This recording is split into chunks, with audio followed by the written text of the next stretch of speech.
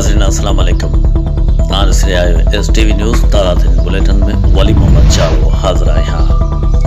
नाज़रीन मीरपुर बटोर खां अली अकबर बुकेरो जी रिपोर्ट मूजिब मीरपुर बटोर टाउन कमेटी पारां शहर में तरक्याती कम सफ़ाई सुथराई न करण खिलाफ शहरियन सियासी समाजी तंजीमुन पारां प्रेस क्लब आडो एहतजाजी मुज़ाहिरन में शहरी इत्तेहाद अवामी तहरीक जी सिंध कौमी पार्टी जी सिंध महाज शहरिन शिरकत कई। उन मौके ते अगवान मुमताज़ शोराई कादिर बख्श ज़ौर दरिया खान ज़ौर नौमान शोर मुर्तज़ा ज़ौर ॿियनि ख़िताब कंदे चयो त टाउन कमेटी मीरपुर बटोरो में हर महीने करोड़े रुपया बचत अचे थी, पर शहर खंडरात बणियो पियो आहे। शहर में तरक्याती कम त ज़ीरो जे बराबरि आहिनि, पर शहर जी चइनि वार्डनि में सफ़ाई सुथराई जी सूरत हाल ख़राब आहे। उन इल्ज़ाम हणंदे चयो त तरक्याती कमनि जे आड़ में जेके फंड अचनि था उहे TMO ऐं सियासी माण्हू जी मिली भगत करे हड़प करे वञनि था।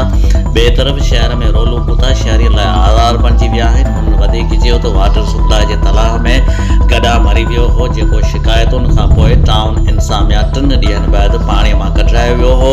हुननि वधीक चयो त शहर में मच्छरनि जो वॾो आधार आहे, शहरी मलेरिया में वठिजी विया आहिनि। हुननि मुतालबो कयो त नोटिस वठी मिलंदड़ बजट जी जांच करे करप्ट TMO ऐं अकाउंटेंट ऑफिसर खिलाफ़ कार्रवाई कई वञे। ॿी सूरत में एहतजाज जो दाइरो वधायो वेंदो। ईंदड़ बुलेटिन ताईं वली मोहम्मद जाड़ो वठे थो इजाज़त। अलाह जी अमान में हुजो।